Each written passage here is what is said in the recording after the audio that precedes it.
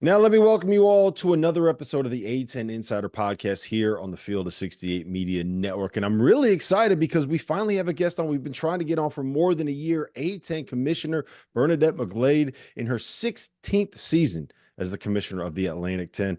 Bernadette, I appreciate you being here. Thank you for coming on. Absolutely. Happy to be here. I don't think you've been trying quite a year, right? You're busy. We get Yeah, it. You have bigger things to worry about than coming on our pod I and, know, Jeff. and We dealing talked with us. last year at the Final Four. You're like, hey, man, you didn't get on the podcast. So First of all, we can call you Bernie, right? We Absolutely. all right. Everybody calls you Bernie. We know that. Can I start out because I want to before we get into some of the actual A-10 stuff with teams and men's basketball, which we focus on all year.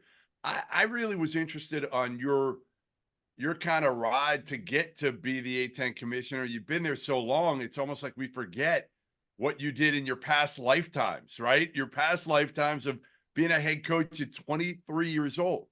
Like that is insane, Bernie. Yeah. 23 years old, you're not only a head coach, like you're a head coach of a major program. Go back to that and what that was like for you. Yeah, it was pretty crazy. I was fortunate enough. I went to Carolina, played there on a scholarship, and had a great time there. And then I stayed, worked on my master's. And when I was finishing up my master's, I was actually applying for a bunch of GA jobs, assistant jobs, and all of that, and wasn't having much luck with those positions. And then the Georgia Tech job came open and kind of threw my name in the hat. And lo and behold, it's one of those crazy things where you're kind of crazy to take the job, but you'd be crazy not to take the job. So I headed off to Atlanta at Georgia Tech at 23, working for Homer Rice. And they were just literally bringing their women's program into the ACC and, from the AIW days, and they had a major Title IX lawsuit going on. So Homer Rice was, having to hire, full-time women's coaches. I was actually the first full-time women's coach they even hired at the Institute. So it was really fun times. I got hired the same week as Bobby Crimmins and Wow. Jim Morris. So the three of us, we were all hired the very same week by Homer Rice, and they called us the Young Guns. And Jim Morris came from Elon. Bobby was at Appalachian State, and we were off and running at that point in time. So it was a great opportunity, something that we don't see at all this day and age. But it really did set my course for the future. So pretty fortunate. I do find it a little funny that you're applying for GA jobs and you can't get GA jobs, I and all of know. a sudden, like, boom, here you go, head coach in the ACC. Was it awkward competing against some of your former teammates? Like you just went to battle with these ladies, and then now you got to turn around and you have to go and coach against them and try to beat them. Well, that was a little bit awkward, but I didn't think about that much. What was more awkward a little bit was, all of a sudden I'm on the sideline against the head coaches of the other ACC teams.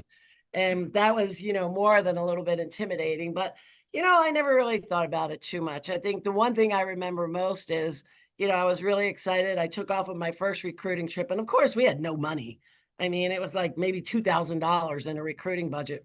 And I went after this kid that was great player out in New York. And I flew up, I landed in Newark Airport, ready to go out to, you know, the Bronx or someplace to see this game. And I couldn't rent a car and I didn't realize it. And I got to the rental thing and she was like, I'm sorry, you can't rent a car unless you're 25. And I said, no, I tried to pull I'm a head coach. And I pulled out my business card and I was like, I need a car. She's like, gotta be 25. No car.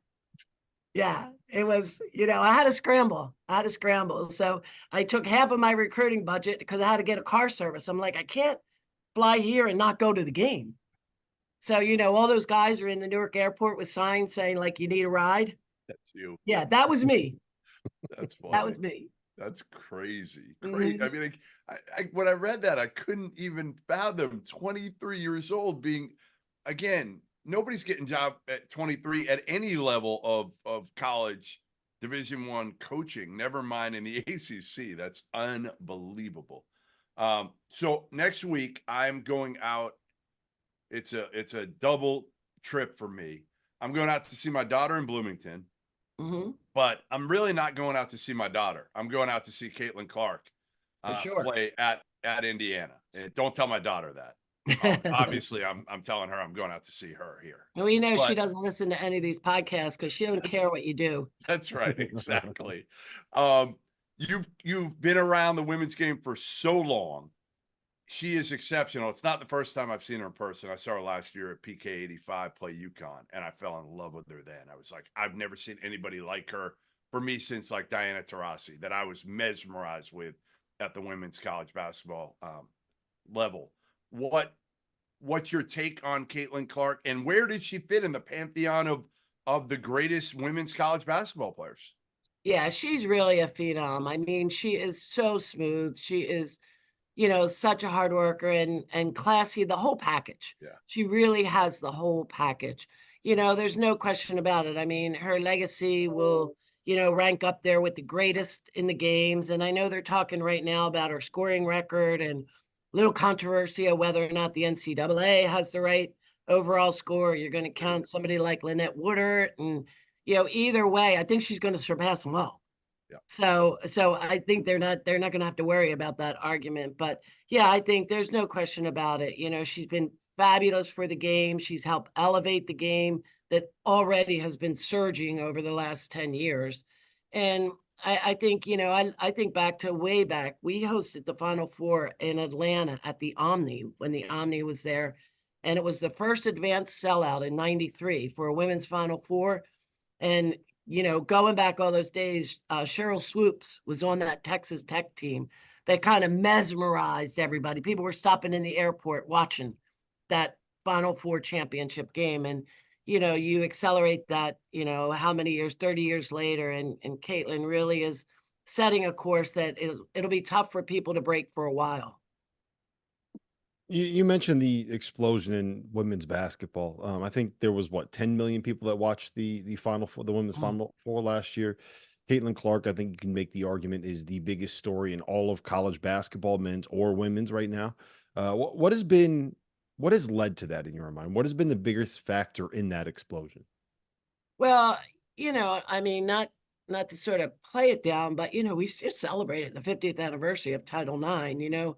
It has taken that long, which in some respects is a little bit depressing, but in another respect, I always think what's good's good. So you should play it up and not say, wow, it took so long. But even when I mean, in my generation now, my lifetime, when I went to UNC on a scholarship, I was only the second class. There was only one class above me that got scholarships. And now, these athletes, they don't even think about that. So, when you're talking about, what's led to it, I mean, there's been a lot that has led up to it. And I think there's been mile markers. There's been mile markers in terms of, when the NCAA took over, for all women's sports. And then the mile marker, even when we hosted in Atlanta and had the first sellout for women's NCAA Final Four. And then mile markers when you see the dynasties of the Tennessees and the UConns and what Gino has done there, and so this is yet another marker. And I don't think it slows down because I think the course is set now for young girls and for society across the board that, this is pretty darn good sports. So you've been doing this a long time as a commissioner. I don't know where you fit on the longest tenured commissioners. Do you know where you are? I Scary enough, I think I might be like in like either the top 3 maybe of the longest serving. Yeah, I mean, it doesn't surprise. I mean, it's a long time. 16 years is a long time. You know that, especially in this day and age, when people get bored pretty quick and move. Yeah, I've been really fortunate. I mean, I took the job right out of school. I spent 17 years at Georgia Tech, worked the 96 Olympics, 11 years at the ACC. And technically, this is only my third job, being 16 years here. So pretty fortunate. And, they're great people in the A-10. I have a great president's council. And our coaches, they're like a phenomenal group of coaches. And we just try to keep pushing it forward. So let me start with since you just talked about phenomenal group of coaches. I stand with Anthony Grant as like the best dude, period, in this sport. Like I will say, like and people don't I feel like people don't know Anthony. Like he doesn't always let people in. Well, he obviously has let people in recently with the tragedy with his Yeah. family and losing their daughter a little over a year ago. What has that been like for you to watch? Because you know Anthony too, and he's a very private, humble person. And to watch him um, just be real, be transparent, just be open with everybody and what his family's gone through. And then to watch what they've done this year, Bernie, as a team after losing Malachi Smith before the year, like I could not be happier for an individual and their family more than Anthony Grant right now. Yeah, I mean, good things come to good people. And what you just said is so true about Anthony. And I think the him and Chris both, I mean, they are so humble. They are so humble and they are selfless. And it takes strength. It takes inner strength to be able to deal with what what they have been through and to be able to step above and to say, we're going to help others. I mean, we're not going to, just curl up in a ball and continue to ask why for the rest of our life. Like, we have to make a difference in turning this tragedy into strength for others. And I think that they have done that and they're going to continue to do it. There's no question. And you can't be around them and actually around that program and not feel it. And, everybody says, what do you mean feel it? And it's like, it is like the wind. You can't see the wind, but you can feel it. I mean, you can feel this inner strength and like giving that comes from them, and then he turns around with his players and his family and rolls up his sleeves and works hard, you It's know, never about him. never, Never, ever about never, Anthony Grant. Ever. never, never. So, Bernie, when you made the decision to expand the Atlantic 10 and add some of these new pieces, VCU, George Mason, most recently Loyola Chicago. What do you look for when you try to identify basketball programs that it might fit the identity of a league that is as strong in men's basketball as the A-10 has been? Well, we really made the decision when I first took the job. Everybody referred, and it was in writing and books and stuff when I was looking through the office and stuff of, oh, we're the best non-FBS conference in Division One. And I'm like, why does the A-10 describe themselves based on football? And it didn't make sense to me. And maybe because coming from the ACC and the strength of basketball and the ACC is kind of in my DNA. And we really locked in on this, what? We're a basketball centric league. That's what we are. And we have to play to our biggest strength. And so as the realignment wheel started to happen, we obviously, you either sit on the curb and get left behind, or you really take a strategic approach to it. And we felt like the profile of institutions for the A-10 have to be basketball centric, have to be institutions that are, within a geographic footprint. We really like our footprint, and obviously even reaching out with Chicago Loyola has been a great balance with us, with St. Louis, Dayton, et cetera. And their strong academic reputation and tradition, and a strong P&L statement. I mean, you can't be a strong basketball centric program if you're not spending money and making commitments to pay coaches and have recruiting budgets and have charter flights and renovate your arenas. And so there are some of the few items of profile. And then we look at the leaderships of the institutions as well, and the stability of the institutions. And, adding the schools that we've added have all been great additions, and they've contributed right away. How proactive do you have to be now? Because it's like it just feels like everybody's all about themselves. Like all the commissioners, it's almost like coaches, right? Can you trust anybody that they're not gonna, pick apart your league, steal, grab somebody from your league? How proactive do you have to be thinking about this all the time, Bernie? Of like, okay, and maybe getting a 16 team. I don't know. I mean, how much is that going through your daily routine of like, I got to be ahead of the game here? Well, I think no question about it, you have to be proactive. It's got to be. It's always on the top of my mind. I'm never not thinking about our membership, whether it's protecting the members that we have, being cognizant that, you could have current members that, could be being recruited elsewhere. And then also the balance of your own membership. Like you said, we're 15. The big question has been, are you going to go 16? Are you going to go 16? There's an equally important question too of, when is enough enough? And I think that, we have tried to add members that will add value. Yeah. And if there's not a value to be added, the point of just adding another school to the A-10 to the league, sometimes it doesn't make sense. Yeah. So we only want to add if we're adding value and it can strengthen our basketball portfolio, strengthen our Olympic sport portfolio, be the right school in the right location with the right support behind their own programs. So, we do talk about it a lot. And when we do move, we try to, as you all know, we try to move pretty quickly and make it happen quickly. If there is going to be a move.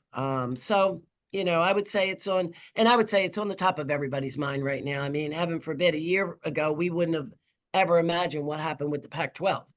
Mhm. And so, I don't think there's a single commissioner that is not really focused on membership. Yeah. It also helps with the visibility of some of the programs that you guys have gone after. Right? Like when you added VCU, everyone knew who VCU was because of Havoc and because of their Final Four run. Same thing with Loyola Chicago. It helps when you make a Final Four, and then was it an Elite Eight, and you have Mhm. Sister Jane, who is one of the great characters in the sport of college basketball. You guys have done a good job identifying programs while they're, I'm doing air quotes here, while they're hot, and then finding a way to get them in and kind of keep that momentum going. Yeah, they really have. And, we have a president's council that when it's ready, when it's time to make a decision, we can make it pretty quickly. There are some leagues, I'm not going to say my former league was like this, but, where the bureaucracy gets, there's so many levels you have to go through. And I think for the A-10, and I credit some of the success that we've had, like moving our championship from Atlantic City to Barclays and bringing in new member institutions. If the president's council wanted to, they could stall those decisions and you could lose the opportunity.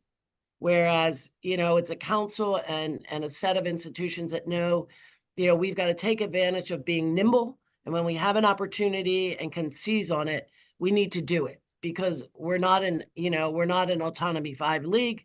So we've got to be able to make decisions relatively quickly if we think it's the right decision for the overall conference. I have an off the script type question that you're going to be like, I can't believe he's asking this one, but because you played and coached, I want to ask you this question. And now you're commissioner. Referees, what do you think of my idea of having them all under one umbrella and having one universal assigner so that these guys are not, and women are not flying from coast to coast, from league to league, and doing 12 games in 12 days. And in the middle of February, Bernie, they're tired.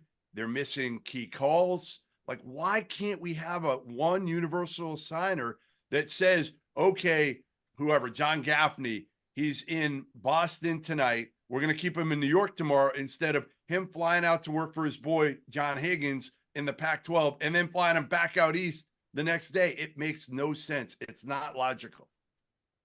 Yeah, I think there's definitely merit to what you're saying. The challenge is, with independent contractors, it's almost like trying to form one sole union. I mean, you can't to get everyone wants to protect their turf. The officials want to protect their autonomy and their ability to be able to pick and choose. You have all these coordinators that want to protect their own, turf, so to speak, for the leagues that they assign for. And in order to put everything under one umbrella, that would be a tremendous concentration of power and effect. But could it be good for the game? I think it could be good for the game. It makes a ton of sense. It also makes a ton of sense in terms of the consistency of calling the game, not just the physical aspect of not flying, time zones and all of that. And, I mean, and we know the officials say, oh, no, I get rest, and all that. Hey, we fly coast to coast. We're trying to I'm get tired. rest. Yeah. Right. Yeah. And, so everybody kind of knows what the deal is, but I just think the dynamics of getting over that hurdle, like the NBA to be able to say, they're all our employees. Right. We're going to do all the assignment. We'll control their games that they take, the days off. It's just a completely different model that right now the game's not ready for. All right, Bernie, this is the last one I got for you. I think Jeff has one or two more, but I need an answer on this one, and you got to be honest. And I'm putting you on the spot, okay? In a battle of the bands, who's winning, the Peppas or Doc Nix and the Green Machine? I need an answer on this. Oh, yeah. You're asking me to make that decision, You've heard that's like Sophie's Choice, which kid do you like best? If I ask Exactly. you, pick a kid. I would say they are two of the best. They are just so much fun and they are so unique. And you really, and in all honesty, you can't leave the Dayton crew out of there either. Hmm. They're of a little bit different kind of sort of, emotion that go with them, but they are pretty damn good too. So yeah, I'm not picking on that one. I'm smarter than that, Rob. I'm not gonna pick one. All right. Are you smart enough to avoid this question? What's it like having Frank Martin in your league? Great. It is great. It's great. Hey, I mean, listen, I want a good story, Bernie, of him calling you up, yelling at you about a call one night of a game. Listen, we love Frank here, but we love to rip on Frank here. Frank, I'll tell you what, Frank, he has been more of calling me to say, hey, we should do this. Let's go ahead. Let's do throwback games in the Palestra. And we've got a 50th anniversary coming up with the A-10 in 2025, 26. So 2 years from now. So we're doing a lot of planning for that year now. And Frank has been all about it of, we'll do throwback games and, let's get some of the old coaches that used to be in the A-10 and all that. So Frank is great. Again, there's not a single coach, whether it's, Archie, Frank and Anthony and, Matt McKillop. I mean, they all are so unique, Yeah. Really, really an unusual group top to bottom in this league. Well, I'd And like I'm how gonna have to tell him you tried to get me to rip on him a little bit. I'm gonna see him actually on Saturday, so I'll remember. I wouldn't be doing my job, Bernie, if I didn't try. All right. Like we love Frank, obviously Archie. I mean, you've got a national treasure in Dumph. Like Mhm. he is a treasure. Like Yep. the coaches you have in this league, again, when we went to A-10 Media Day, Rob and I walked away just being like, we had so much fun with these guys. And that was, and the players, as well. But like the coaches are so the personalities and you get Mooney and Schmidt together and like they could go all Yeah. day. It's really cool. It's a Yeah. great league. But it's legit, and I mean, we've struggled. Last year obviously was a year that everyone was rebuilding and whatever, but we are back like gangbusters this year. And I think, everybody has to wake up a little bit. And, the A-10's not this one big league out there right now. Even when you look at Loyola number 3 and VCU number 4, I mean, their teams are good. Yeah, and they're only getting better. I mean, that's Yeah. the thing you're looking at. Like Drew's young; they're just going to get better. They're new to Yep. the league. Obviously, what Frank's done quickly at UMass, Ryan Odom, first year at VCU, what he's done over the last few weeks. Now that he's got kind of a healthy group together, Mooney getting them back like as Yeah. quickly as he did. I think again, it's setting it up, and it's hard because the landscape has changed. A lot of these guys haven't dealt with changing rosters. A lot of these guys are Yep. veterans that it's new, the Mhm. changing rosters. You got to get used to that. And that takes some time to figure out chemistry, role allocation, all of that. But again, like we love doing this. We love having you on. We'll do it again next year. Hopefully this can be an annual thing. And Absolutely. we Well, really appreciate it. congratulations too to you guys. You've really done a great job building up the 68 and really getting a lot of nice traction out there. So congratulations. I know you've been working really hard on it. Yeah, it's hard carrying Rob. It's really hard. My back hurts. Well, listen, Bernie, we appreciate you being here, and I'm going to officially put in my request to get you on the podcast next February with your chief of communications, Drew Dickerson. We're going to do that today to make sure we get you on for next year as well. All right. Thanks, guys. Good to see Thanks, you. Bernie. Okay, Appreciate Thanks, it. Bernie.